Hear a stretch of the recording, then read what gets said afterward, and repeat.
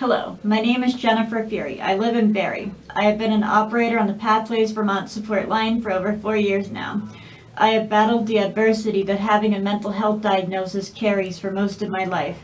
I have found myself over-medicated by psychiatrists and having clinical staff make most life-stage decisions for me, ranging from what medication I take to where I could live to the jobs they felt I could handle. In my 20s, I lived in a group home and was told I was not allowed to apply for work without approval from our local designated agency.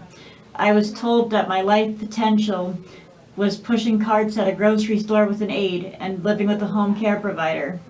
When I moved to Montpelier in 2003, my self-esteem was so low from this experience that I was afraid I wouldn't be able to handle the cashier job that I accepted and ended up working at for 3 years. I was over-medicated to the point where I was asleep for 18 hours out of every day. I was in and out of group homes until 2008, and then I entered an abusive relationship where I was kept prisoner until I was able to get into a battered women's shelter in 2010.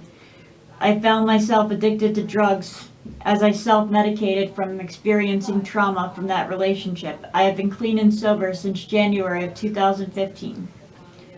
I was first reached by peer support back in 2010 when I received help from a volunteer through our local designated agency to help me get to multiple activities within the community. During my conversations with this volunteer, she disclosed to me that she struggled with mental illness as well and spoke to me about her lived experiences. For once, I didn't feel alone. That connection was a turning point for me, and I quickly decided I wanted to provide peer support for others. I applied to the Pathways Vermont support line, where my life experience is considered an asset, and I started working as an operator. When I started work at Pathways Vermont in October 2015, I found it very different from other organizations that I have been involved with in the past. We are trained to connect with each caller and create time and space to have open conversations. That can be some folks' only outlet for many of their feelings. For example, I have helped many callers who are struggling with feelings of suicide find a safe place to discuss these thoughts.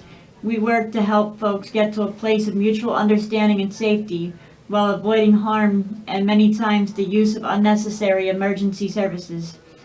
Last March, I received a call from one of our regular callers who made an active attempt to take their own life.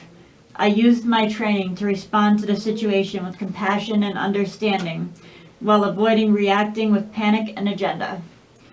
I shared my own fear with this caller that I didn't want to see them die, and emphasized with what they were feeling. Through compassionate mutuality, we were able to come to a safe conclusion to their crisis. I still speak to this caller when they call the line. I continue to express gratitude that they reached out. The connection we forged that night has helped create a level of trust and understanding that has helped this caller make huge strides in their life since then.